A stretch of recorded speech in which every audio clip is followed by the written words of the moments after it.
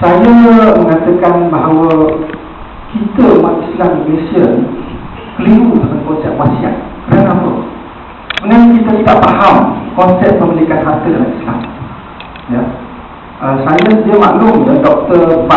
Badarudin pernah berceramah di sini tentang bidang pusaka. Memang dia pakar Universiti Islam tentang hal yang pusaka, dan masa saya di Universiti Islam pun saya belajar dari dia. Tapi pengalaman saya sebagai orang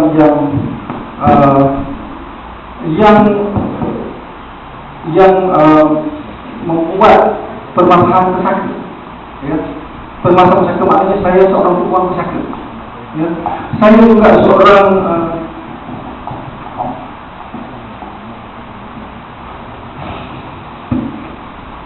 terima kasih. Saya juga seorang perancang keuangan.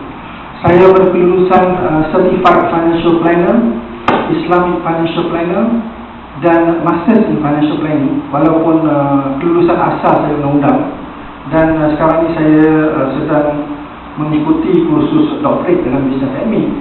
Dalam pengkhususan saya, Succession Issues in Family Business Organization. Kalau kita nak faham bahasa Malaysianya, perancangan warisan perniagaan. Jadi balik pada konsep wasiat, saya mengatakan bahawa orang Islam kita di Malaysia ini keliru tentang konsep wasiat, kerana dia tidak faham konsep pemilikan harta dalam Islam.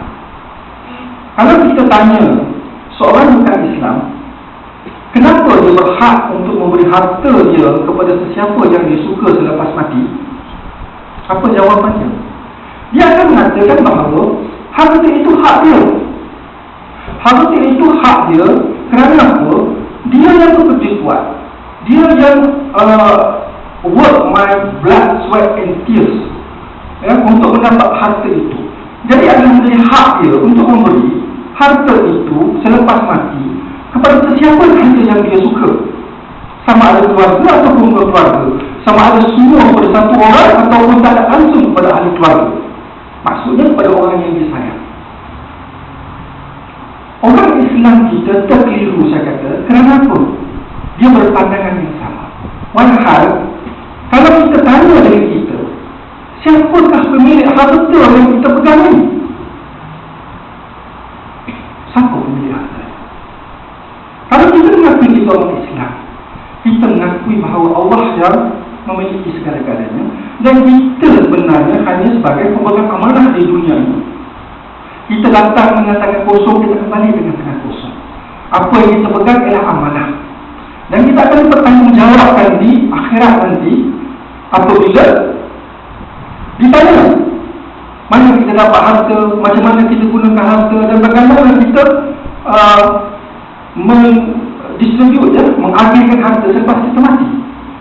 Jadi kalau kita faham harta itu bukan kita punya, kita tidak akan sewenang-wenang fikir macam mana kita nak mengagihkan harta orang ni, harta Allah SWT, bukan harta kita.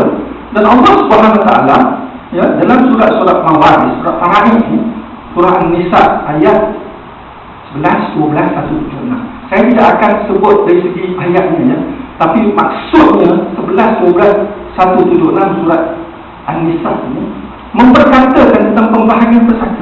Kalau dari segi rambang, ya, kalau seseorang Islam meninggal dunia, bapaknya akan mendapat 1/6, ya, ibu mendapat 1/6, isteri mendapat 1/8 atau 1/4 kalau tidak ada anak, suaminya akan mendapat 1/4 atau setengah kalau tidak ada anak, anak lelaki 2 bahagian, anak perempuan 1 bahagian.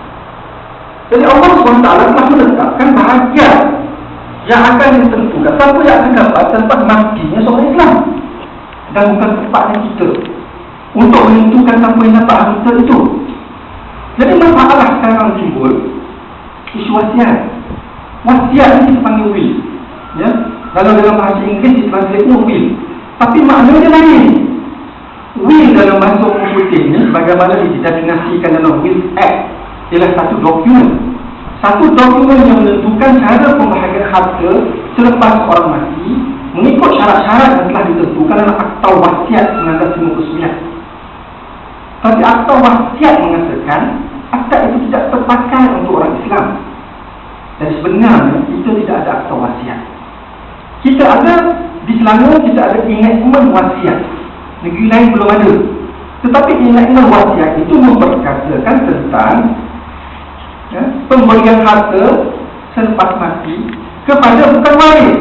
Ini yang timbul kekeliruan.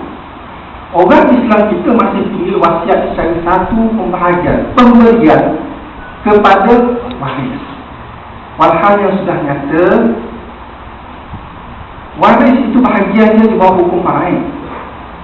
Kalau kita nak bagi kepada bukan waris, ataupun kalau kita nak buat wasiat hanya kepada bukan waris, ya,